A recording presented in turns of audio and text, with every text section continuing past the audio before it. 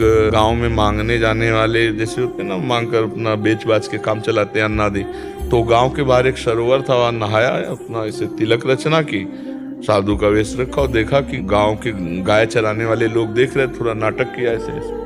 तो एक सीधा नौ किशोर बच्चा था, वो आया, बोला महाराज जी ये क्या कर रहे हो? तो बोले इससे भगवान के दर्शन होते हैं। वो तो चले गए गांव मांगने, और वो वैसे नहाया, स्नान किया और वहां की रज ली, वैसे चिन्ह बनाए जैसे तिलक के चिन्ह बनते हैं, और पूरी नाक दबा ली। और अंदर भाव चल रहा है कि महाराज जी ने कहा भगवान के दर्शन होते हैं। तत्काल सामने श्री कृष्ण हाथ हटाए, प्राण त्यागेगा क्या? देखा तो ऐसा किसी को देखा नहीं था, इतने सुंदर प्रभु उसी अवस्था के।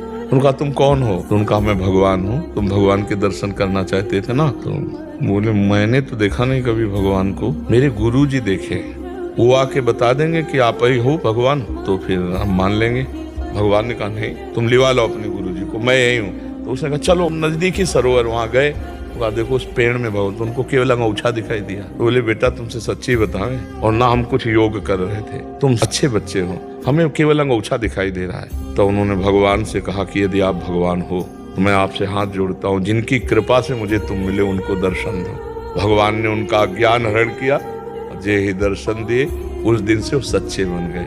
श्रद्धा का विषय देखो।